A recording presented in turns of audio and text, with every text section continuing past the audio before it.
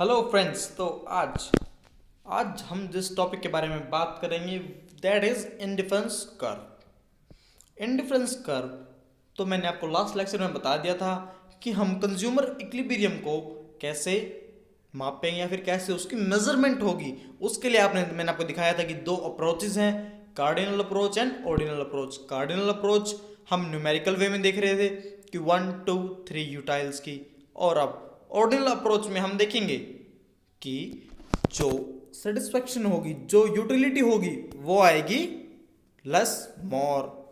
Small और बिगर भी कह सकते हैं हम, जिसको लेस या फिर मोर, किसको ज्यादा मिल रहा है किसको कम मिल रहा है। ये है हमारी ऑर्डिनल अप्रोच। ये न्यूमेरिकल बेसिस पर नहीं, ये एक साइकोलॉजिकल वे में चलती है। हमारी ऑर्डिनल अप्रोच एक साइकोलॉजिकल वे में चलती है और इसी के थ्रू फिर हम कंज्यूमर इक्विलिब्रियम भी देखेंगे कि कैसे बनता है।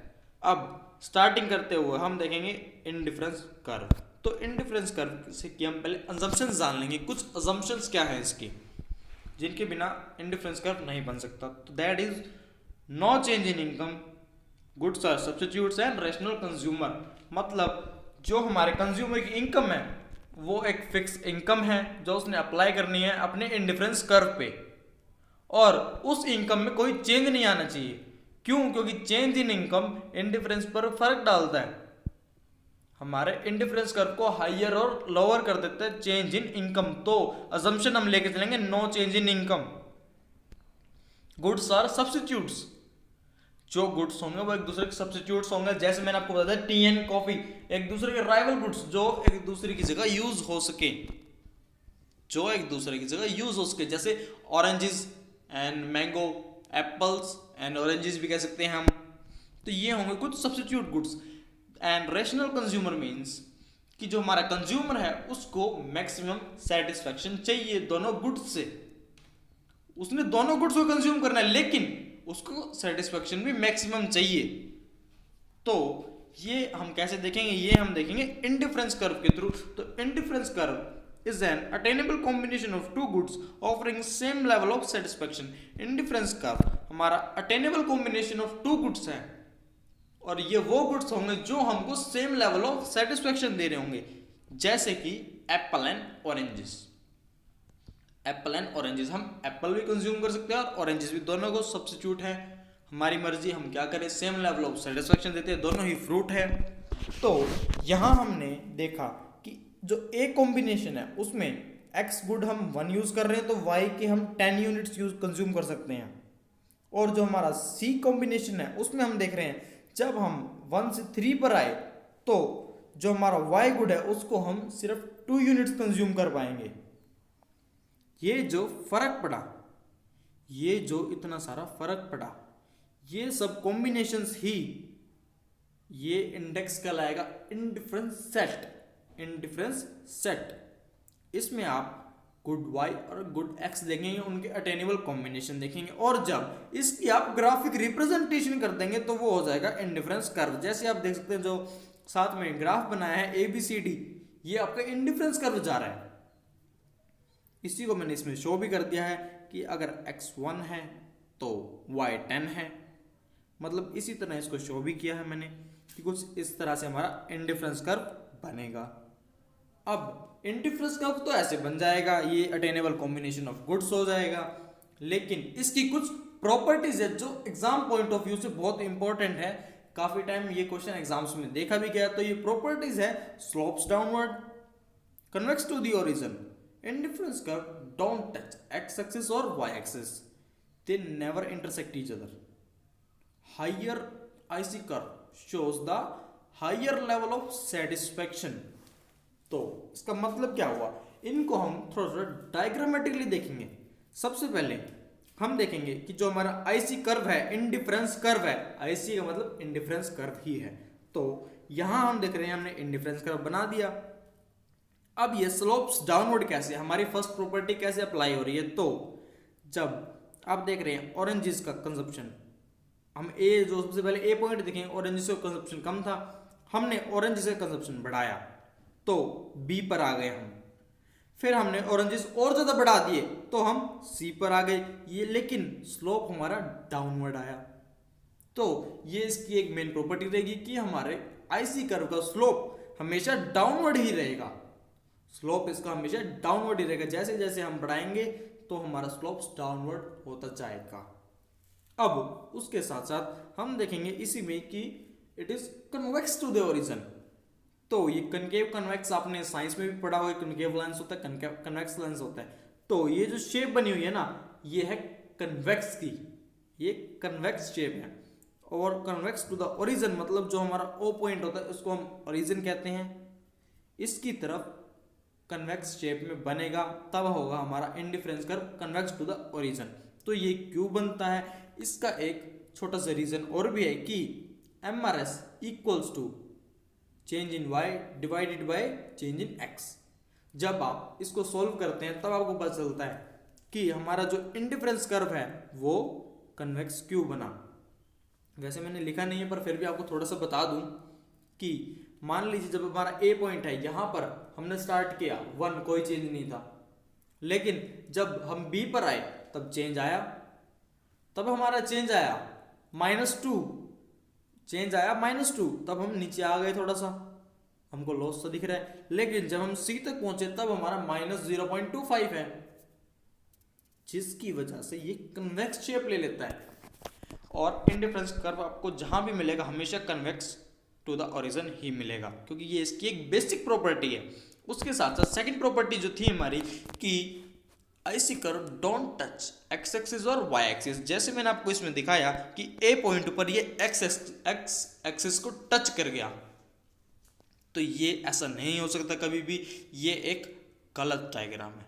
तो वो क्यों है, तो वो इसलिए है क्योंकि हमने देखा कि indifference curve is an attainable combination of two goods, attainable combination of two goods. लेकिन जब आप इसको इंटरसेक्ट कर देते हैं किसी एक एक्सिस से, मतलब एक्स एक्सिस पर जब आपने इसको इंटरसेक्ट कर दिया, तब यहां आप सिर्फ एप्पल कंज्यूम कर रहे हो, ऑरेंजेस का कंजप्शन आपका 0 हो गया। यहां कॉम्बिनेशन में कभी 0 नहीं आएगा, कुछ ना कुछ आप दूसरी कॉमोडिटी का भी यूज जरूर करोगे।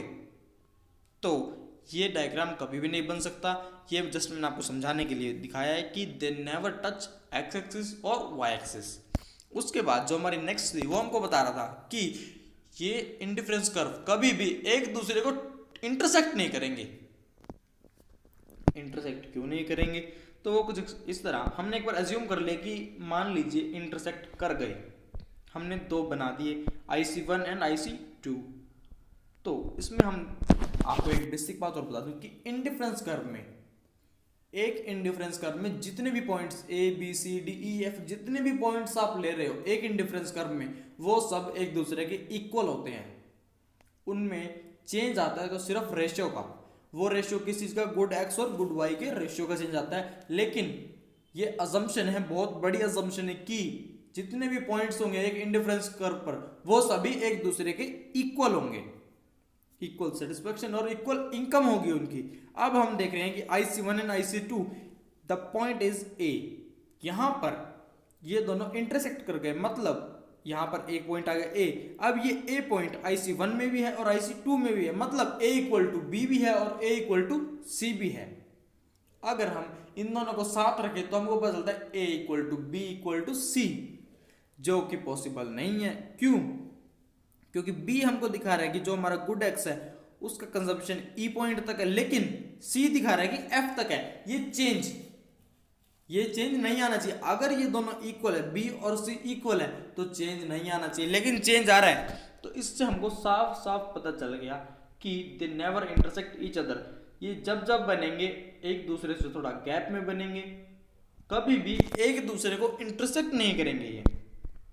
उसके साथ साथ आप देखेंगे the higher level of IC curve shows the higher level of satisfaction।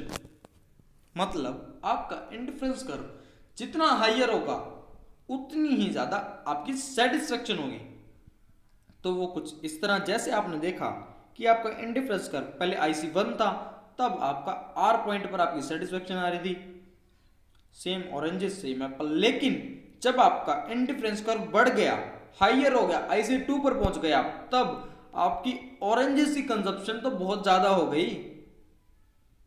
तो higher the level of indifference curve shows higher satisfaction. ये आपको इस डायग्राम से बिल्कुल क्लियर हो गया होगा।